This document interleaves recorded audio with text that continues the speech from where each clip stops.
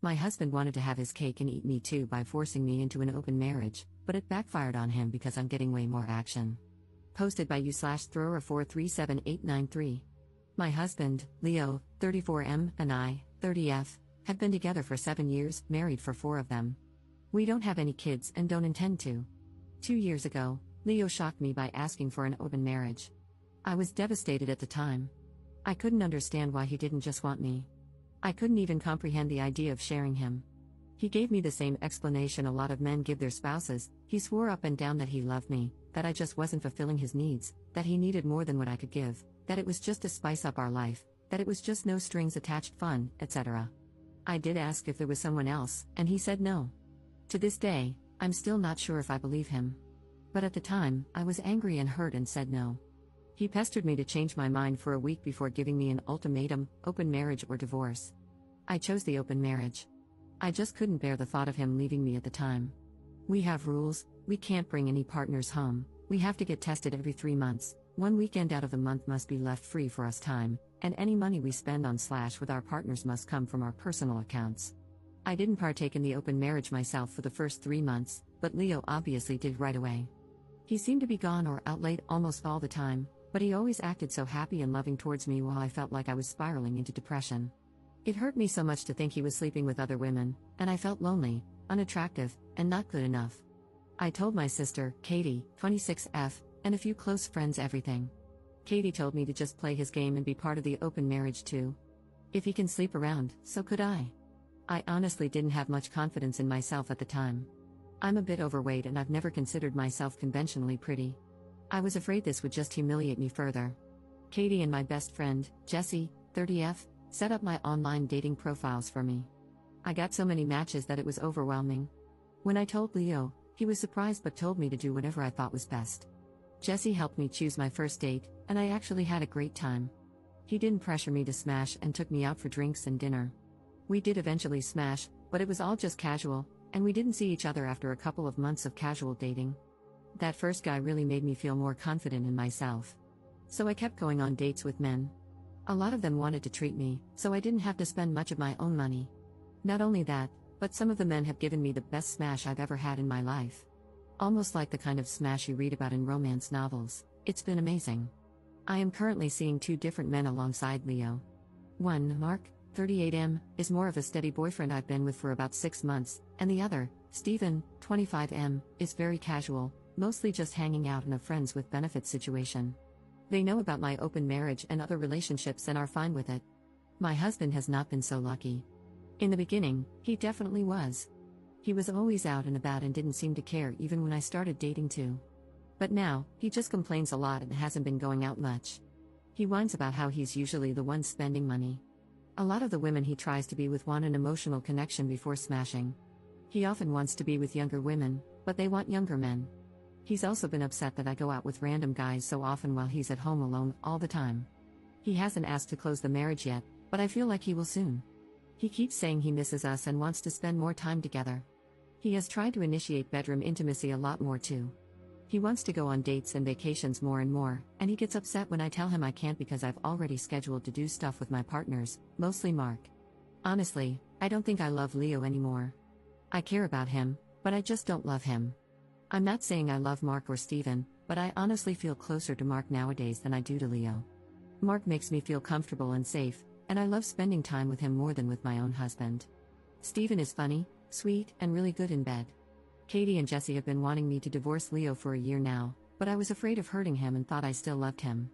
But I think my love for him evaporated when he asked for this open marriage in the first place. Seeing him get all upset about it now, just because he's not benefiting from it, is also a turn-off for me. But I don't know if divorce is the best option. I still care about him and I still don't want to hurt him. Maybe if he finally asks to close the marriage, we can talk about it then. Update 8 days later. Hi everyone, I received so many comments and messages on my last post that I was a bit overwhelmed. Especially since many of you kept saying the same thing, divorce him ASAP. The thing is, I think a part of me does still love my husband. I know in my last post that I didn't think I loved him anymore, but I can't just forget about the things that I do love. I love when he sings in the shower, I love when he laughs so hard that he snorts, I love when he kisses my forehead after I've had a bad day, I love when he holds my hand when we watch TV together. Leo has done a lot of crappy things, but he really isn't the big jerk people think. Maybe that was my fault. But even if I do still love him, I'm not in love with him anymore. I don't think I have been for a while. I care about him, a part of me does still love him, but you all were right, I should have just divorced him when he gave me that ultimatum in the first place. This past Saturday, we had the big talk. I initiated it, but he didn't seem too surprised. I just told him that I noticed he didn't seem to like me going out with Mark or Steven and asked if there was a problem. He said there was, but he didn't ask me to close the marriage. He just asked me if I still loved him. I said something like, not like I used to. He broke down crying, which made me cry. I guess he had known for a while that I wasn't in love anymore, but he had hoped he could win me back if he funneled all of his energy into me. I was honest and told him that during those first 3 months of our open marriage, I think my love for him dried up, and I just couldn't get it back. I did tell him that I still cared about him and that I did love him, but it's not the same as it was. He asked if I loved Mark or Steven, and I said no. I like being with them and care about them a lot, but I can't say I'm in love with either of them. I also finally asked him why he wanted the open marriage in the first place. Many of you in the comments said he already had someone lined up, and you were right. He had someone at work he was interested in, and she wanted him too. The open marriage was just to get permission. He honestly never expected me to also get my own partners because of how unconfident I was, but he didn't want to stop me either because he thought nothing would come of it. He didn't really like me seeing other men, but he knew it wouldn't have been fair to tell me no when I gave him permission first. I guess Mark and Steven made him insecure because I was spending so much time with them on a regular basis. The open marriage was just smashing on the side for him, he only did hookups, and they never lasted long. He genuinely always just loved only me. But he thought I was falling in love with my partners, and he was losing me and wanted to win me back. We cried a lot and talked a lot. We've decided to get a divorce. Since the house is in his name, I'm going to move out and live with Katie for a while. He told me I didn't have to and could stay until the divorce was finalized, but I just can't. It's too hard to even look at him sometimes. I don't know how I feel, to be honest. I thought I would be relieved or sad, but I'm just tired. I wish I could have been like you all wanted me to be, clapping back, being sarcastic and snarky, or rubbing it in his face, but I don't feel like I've won anything. I just feel lost. Second update 5 days later. Our marriage is over. We both talked about reconciling, but I just can't do it. I can't love him like I used to. I've officially moved out and am currently living with my sister. I wish I could hate him for everything, but I don't. I'm angry, sad, frustrated, and devastated, but I don't hate him. I think everyone wants him to be the villain, but he's not clever enough for that. My husband was always short-sighted. He never really thought about the long term. His focus was always on the here and now, not whatever came later, because that was for future him to worry about. Now we're at that later, and it's awful. I wish I could blame him for everything. But he didn't slowly ruin or chip away at my self-esteem. He didn't break me down and make me hate myself. He didn't flaunt his success in my face. He didn't make me feel inferior. I came to him that way. He took advantage, but he was never hateful. Maybe I should have let him know during the open marriage how unhappy I was. I tried to hide it from him. He would even ask me, and I still lied. If I had been honest, maybe we could have closed the marriage. Maybe we could have just gotten divorced at the beginning. Maybe I should have negotiated better rules. I have so many maybes and so much blame for myself. If I had been more confident back then, maybe this open marriage never would have happened. But I blame him too. I hate that he let that woman come between us. I hate that he even entertained her flirtations and had discussions with us. I hate that he thought this was a solution and that I agreed because I couldn't bear the thought of losing him. But I don't hate him. I want to, but I can't. I know it'll get easier, but everything is so hard right now. I don't know what to do, and I feel like I'm going crazy. I hope I can feel like myself again soon. Commenter. Honey, he took your marriage hostage to get his willy wet whenever he wanted, fully believing that you would sit at home as a quiet little housefrau, and not be unhappy about it. He was selfish on a galactic scale, and he was the one at fault for this. A partner who truly cared about working through things would not have held a gun to your marriage's head and said, either other women satisfy me, or the marriage ends. There's no fixing that level of selfishness, and there's no way a marriage can survive it. He prioritized his desires, and by the time he realized it was a bad call, it was already way too late. Do not blame yourself for any of this, because all you did was what he asked for. Third update 2 months later. Hey, it's been a while. It feels like both a lot and nothing has happened. I still have a lot of feelings, but I'm also just really tired. Leo and I are still in the middle of our divorce. It's been as amicable as a divorce can be. Since we mutually agreed to it and had a prenup, it's been pretty easy splitting everything else 50-50. My lawyer says I should be divorced by the end of the year. Leo is insistent on giving me alimony, but I'm not really interested. Thanks to a lot of people making me think about Leo's explanation for the open marriage, I approached him about it again and asked him to be 100% honest with me about that girl from work. He admitted there was more to it than he initially said. This is what he explained to me, and I have decided to believe him. Even if he's lying, it doesn't really matter anymore since we're getting divorced. I also just have little energy to care about the details at this point. According to him, this is the timeline. He was posting on Reddit about his kinks for advice and such, which I did know about beforehand. He started getting messages from this one user, and they just kept talking back and forth. He mentioned my name to the user in a conversation, which he let me read. During his lunch break, his co-worker, I'll call her Mary, approached him, asked if he used Reddit, and inquired about his handle. He confirmed, and then Mary told him she was the user he had been talking to. They started talking more and more in real life as friends and eventually began chatting through Instagram. He also showed me these conversations. The conversations were mostly just memes and jokes, with occasional flirting and mentions of kinks. At one point, she said it was too bad he wasn't single. This is when he decided to demand the open marriage, because Mary was clearly into him and into the same kinks, and she could sexually satisfy him in ways I couldn't. That's how he basically put it, anyway. Truth be told, we did have some difficulties in the bedroom before the open marriage was brought up. I'm very vanilla, and he discovered his kinks after we were married. I tried them all for him, but I just couldn't get into it, and he didn't like seeing me struggle, so he stopped bringing them into the bedroom after it became clear I didn't enjoy it. So we did have sexual compatibility issues. Maybe we were doomed to fail even without the open marriage ultimatum.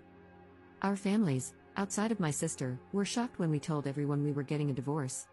They always thought we were so happy and in love. My mom blames me, which I expected, but it still hurts. They don't know about the open marriage, and Leo and I plan to keep it that way.